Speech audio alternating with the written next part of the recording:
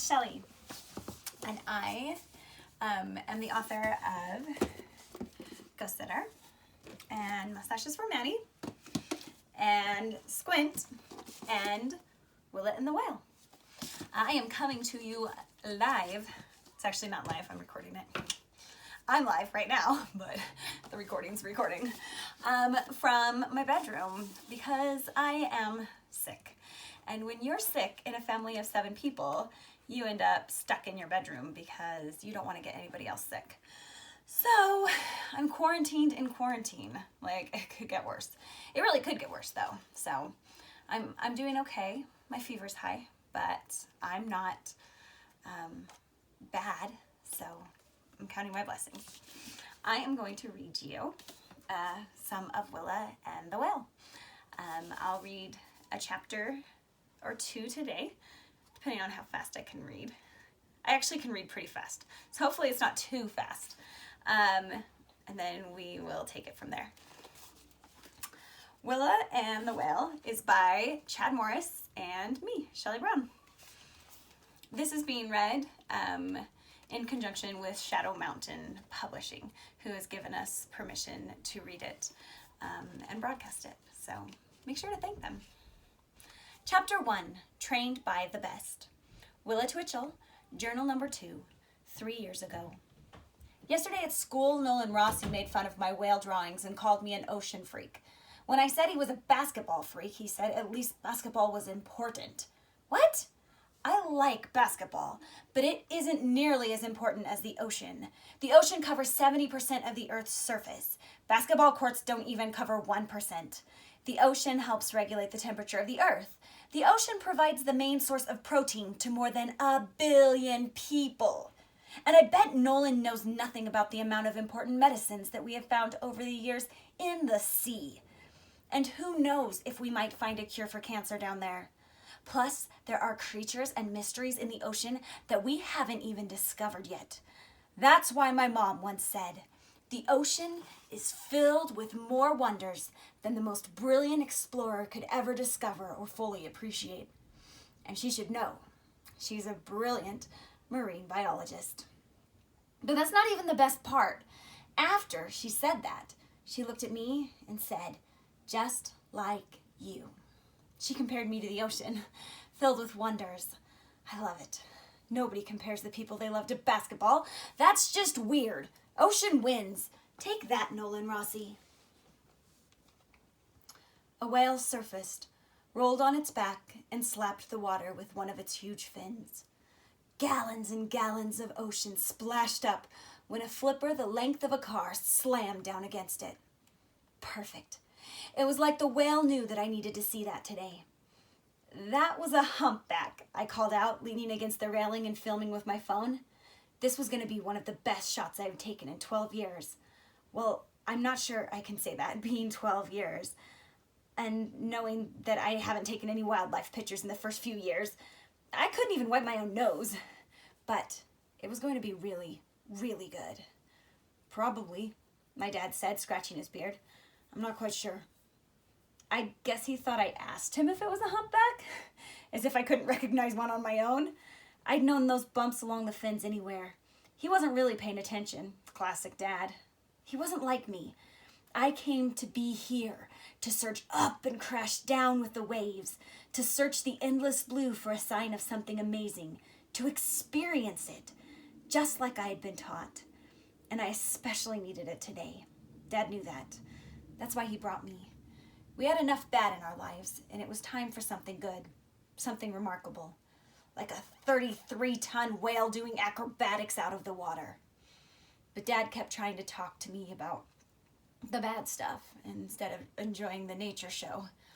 Terrible idea. It was like taking a kid to Disneyland for a long, deep, emotional conversation. Over my 12 years, I have seen so many sea creatures: dolphins, starfish, seahorses, crabs, whales, marlins, sailfish, roosterfish, octopi, squid, and of course, feather stars.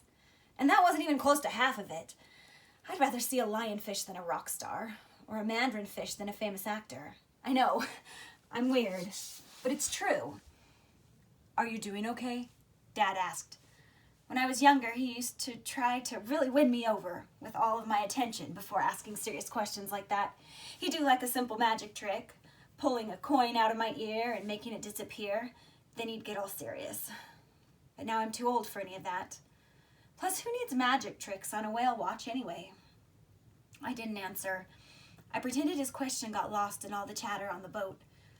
"That was amazing," someone behind me said. "Did you get it?" someone else asked, probably hoping her friend got a picture of the whale.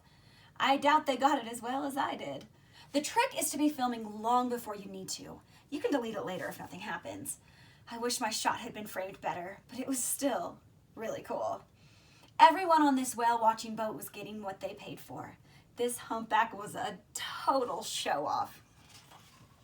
I didn't put away or even lower the camera on my phone. If a whale surfaced once, it would probably surface again. I knew what I was doing. I pulled my long black hair out of the way and I leaned against the railing again. The wind off the Pacific kept blowing it right in front of my phone. Dad squeezed his paper cocoa cup too tight and now the lid wouldn't fit back on. He just didn't get it. Earlier I caught him staring at the floor of the whale watching boat instead of the ocean. But I didn't care. As long as we weren't having painful conversations. I was here to get some amazing whale documentation, and I was doing everything right, just like I'd been taught. And today, it all felt so important, like the most important thing I'd ever done, like when a city raises a statue to someone historic. My attitude, my pictures, my love for everything in the ocean was like that kind of a statue, but more. I think my heart would crumple if I didn't do it. I had to do this and love it and soak it in. I had to. I slipped away down the railing and kept scanning the water. Dad didn't follow me. I guess he was either staring at the boat deck again or giving me some space. It only took half a minute for another spot of ocean to turn from blue to black and then split as a mound rose up and out of it. Bingo. This was my football championship, my piano recital, my lead role in the play. This was a live whale right in front of me. And this time I was filming and I was getting the best footage of my life. The whale blew water and air out of its huge blowhole. It was like a mini geyser rocketing out of the ocean. Definitely a humpback, and I bet it was the same one as before. The whale's mouth looked like a large smile from on top. I loved that about humpbacks. And bumps that looked like large warts lined her mouth. I knew they weren't really warts, but sometimes I like to pretend all humpbacks were just teenagers with acne problems. Really bad acne problems. And somehow I just knew that this one was a girl whale. Judging by her size, though, she was full grown, which was cool because female humpbacks grow to be larger than males. Her fins were huge and long. A humpback's fins can be as long as 1/3 of the length of the whole whale. Its Latin name means large-winged. If I was a humpback, I would be able to hold my breath for 45 minutes and dive 200 meters deep before having to come up for air. I would be able to see the most amazing things. I would be part of the ocean, and I could swim away from everything I needed to, or if I just wanted to. But I wouldn't want to breathe out of the top of my head like a whale. That would be just bizarre. The crowd clapped and cheered at the humpback, all of them now gathered on the same side of the ship. I was still filming just like I should be. The whale sank back under the water. I didn't put my phone away. A showstopper like this wasn't done yet. Something was coming. My insides tingled just thinking about it. It was like the humpback knew how important today was, and she was coming through big time. It took a little patience, but I was trained to be patient. Trained by the best. As I waited, tears formed in my eyes and started streaming down my cheeks. Sometimes they just came. Well, to be honest, they came a lot of times over the past month. Every day, at the worst times. But I wouldn't have them now. I brushed them away. They came again, but I blinked them back. This was the best place in the universe. You don't cry at the water park or at a fireworks show. No tears on a roller coaster or at an all-you-can-eat buffet. And I definitely wasn't going to cry in the middle of one of the best whale watches ever. Just joy. But I had to be patient. I had to do this right. And it happened. While everyone else was talking about the blowhole geyser for a minute, the whale shot out of the water right next to the boat. And this wasn't just a little rise. At least 20 feet of her reared out of the water, rotating as she rose. She was like the largest ballerina I had ever seen. How could something so huge be so graceful? They never caught the majesty of it in all the books or articles, or even the movies. Not even close. And then the whale came crashing back down against the ocean, right next to the boat, all 66,000 pounds of her.